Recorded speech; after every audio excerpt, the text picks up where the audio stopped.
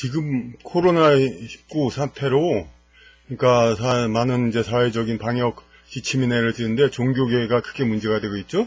근데 종교계 전체가 아니라 사실은 불교와 3대 종교인 불교와 천주교는 별 문제가 없는데 개신교 계열 이제 이른바 그냥 주류 개신교와 신천지 등 이제 약간 이제 다른 개신교 이런 쪽 계열에서 그러니까 자꾸 이 문제가 일어나고 있죠. 그래서 이제 종교와 다르게와는 이제 좀 독립된 자유로운 생각을 가진 많은 사람들은 이제 개신교를 많이 비난합니다. 그리고 이 사람들이 전체적으로 수준이 얕다. 그런 식으로도 많이도 얘기를 합니다. 수준이 얕다. 그러면 왜 이렇게 됐는가를 우리가 생각해 봐야 되겠습니다. 그러면 지금의 생각으로는 지금의 어떤 정치 체제라든지 그런 거기에 찬동하는 쪽으로는 그런 관점으로 보면은 이제 우리나라의 진보와 보수를 구분이 의미 없다는 건 많이 말씀드렸습니다만은 어쨌든 간에 기독교 개신교계를 상대적으로 그런데 보수적인 쪽이라고 얘기를 하고 있죠. 사실 그러니까 정치 그런 쪽에서는 보수 진보가 의미가 없다 하더라도 이게 그나마 유일하게 그 동성애라든지 여러 그런 변형된 성욕구 이런 거를 자유롭게 풀어주자는 거에 반대하는 쪽이 이쪽입니다. 이건 분명히 보수적인 건 맞죠. 그러면 그런데 개신교가 원래 그런 보수적인 거냐? 그게 아니죠. 그러니까 불교는 원래 다른 곳에 있다 하더라도 천주교 다 아시다시피 그러니까 유럽에서 이제 중세 면제부를 팔고 여러 가지로 그러니까 부패하고 문제가 있으니까 개신교가 개혁을 해가지고 해서 그렇게 해가지고 개신교가 나와서 그 다음에 영국에서 미국으로 건너가서 성공한 거 아니겠습니까? 그런데 그 개신교는 그러니까 중간에 이렇게 바뀌어서 이제 새로 개혁을 한 건데 이 개혁이 어떤 개혁이냐면은 천주교는 이렇게 교황이 있고 모든 것이 이렇게 그 지침이 내려옵니다. 천주교는. 그런데 개신교는 이렇게 이 교황이 없죠. 교황에 해당하는. 그리고 이게 목사들이 그러니까 천주교가 이제 어떤 독신주의로 이렇게 딱 체계를 갖춘 거와 달리 각기 가정을 입고 자기 마음대로 사는 거죠. 이 가정을 이룬다는 것만 오고 마음대로 사생활이 자유가 있죠. 그래서 그러니까 어떤 그 교단이 있다 하더라도 위에서 시킨다고 쫙 시키는 대로 이렇게 하는 것이 아닙니다. 그러니까 또 우리가 사실이 그러니까 중간에 종교 개혁을 해서 진보적인 것이 아니라 사실이 더 진보적인 거죠. 우리가 진보를 주장하는 사람이 맨날 하는 말이 뭡니까? 수평적 개념을 탈피해서 죄송합니다. 수직적 개념을 명령체계 그걸 탈피해서 수평적인 개념을 우리는 갖자. 수평적 사고를 갖자.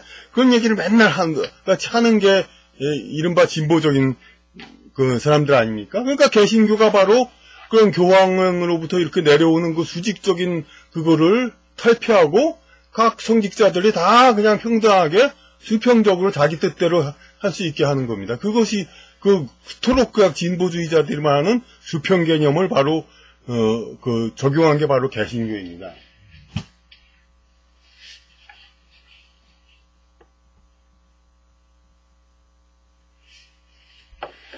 자, 그 개신교가 그런데 수평을 강조했는데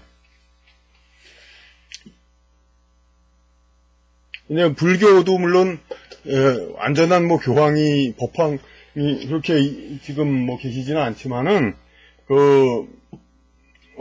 아무래도 우리나라 조계종 몇 개는 그래도 어느 정도는 조직화돼 있죠. 그래서 몇몇 이제 지도자들이 하면 지침을 하면 어느 정도는 따르게 돼 있습니다. 그래서 불교는 어쨌든 비교 대상이 아니니까 일단 생략을 하고 이렇게 천주교는 이렇게 위에서 수직적으로 다 내려옵니다. 그런데 개신교는 이런 피라미드 자체가 존재할 수가 없죠. 그러니까 작은 피라미드들이 왜냐하면 작은 교회도 목사를 중심으로 이렇게 되니까 그 권위가 있으니까 작은 피라미드들이 있죠. 이 피라미드들이 다 있어가지고 피라미라는 물고기 얘기가 나오네요. 근데 사실이 이거 작다고는 뜻으로 쓴 건데 피라미라는 말이 우연의 일치로 나왔습니다. 그러니까 이런 자율성을 부여하는 거죠. 수평적으로. 여기서는 이런 천주교 신부들이 있지만은 이들이 이제 하나 중간 신부들이 또 있어가지고 이렇게 그 위에 또 신부 이렇게 해서 지시를 받고 그렇게 올라가게 돼 있는데 여기는 그냥 그런 게 없죠. 그냥 뭐 선후배 뭐 그런 거가 있겠지만은 그런 건 없습니다. 그러니까 참으로 진보적이고 그러니까 바로 진보주의자들이 그렇게 얘기하는 수평적 됩니다. 그런데 이 진보가 좋은 건 누구나 다 아는데 문제는 진보의 문제가 뭡니까? 아직 사람들의 수준이 되지 않았는데 이렇게 높은 것처럼 착각을 해서 그렇게 해줘가지고 문제가 되는 거 아닙니까? 진보라는 것 자체가. 그러니까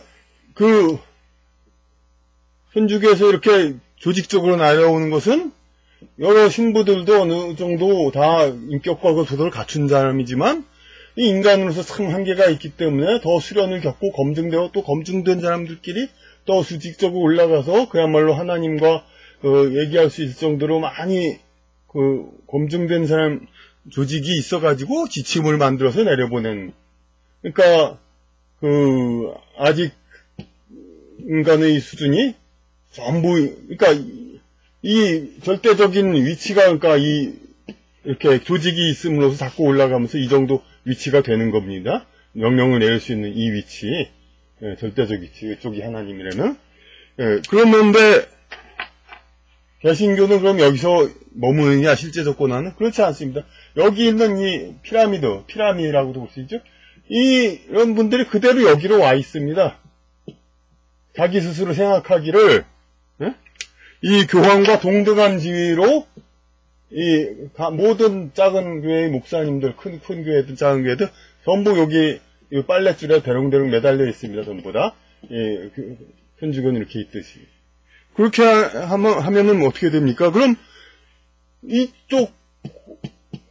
이런 이제 조직 내에서 이렇게 지시를 따르는 게 아니라 누구든지 이렇게 자기 범위 내에서는 그런 이제 교황에 준하는 그러한 이제 권위로서 이렇게 자기 대로 이렇게 그거를 할 수가 있습니다. 이건 또 교계의 입장에서 보면 바로 이러니까 뭐 이른바 이단이라는 것도 자주 많이 생기는 거지만 그거는 사실 뭐 우리가 뭐 문제 삼을 건 안 되고 영성 강의에서 이제 근데 아직 이렇게 안 된 상태가 이 정도 행위를 하는 거고 있는 거죠. 그러니까 이제 그런 국가적으로 큰 무리를 잇는 목사라든지 그런 분들 그리고 제가 아는 작은 교회들도 다 목사님들도 다 실질적으로 이런 수준에서 활동을 하고 있습니다. 그거와 똑같은 거. 근데 그러니까 이게 이 수준이 아니는 거죠. 자기의 수준을 이렇게 그러니까 교황과 똑같은 수많은 달고 닫고 그래서 검증되어서 올라온 분과 똑같이 자기 신의 영적인 그런 교리를 펼치고 있습니다. 그러니까 결론이 뭐냐 그러니까 진보라는 것을 결국 여기가 진보에 의해서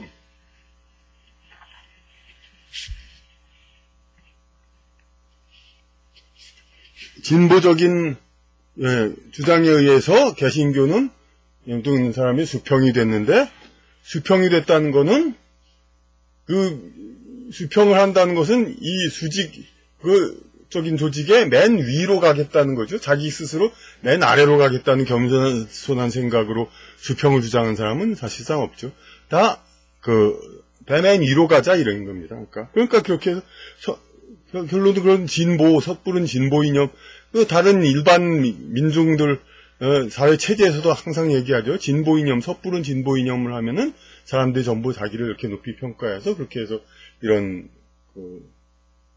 갈등이 생기는 것처럼 종교계에서 이미 그게 실증돼 나온 겁니다. 개신교를 비판하는 분들은 그러니까 이 섣부른 진보주의가 어떤 결과를 낳는가 이것을 바로 개신교의 그 지금 보이는 문제점, 그러니까 그 사회, 공동체 사회에서 보이는 문제점은 바로 그 인간의 분수에 맞지 않는 인간의 발달 수준보다 앞선 그 진보, 이것의 진보주의, 이런 것에 의해서 출해된 그러한 결과인 것을, 그런 것을 그런 것을 우리는 알아야 되겠고, 그러니까 우리 사회의 진보주의의 그런 이제 문제를 지적하기 전에 이미 개신교에서 그 수백 년 전 종교개혁에 의해서 이루어진 진보주의가 지금 이런 문제를 그러니까 나타내고 있다. 이것을 우리가 알아야 하겠습니다.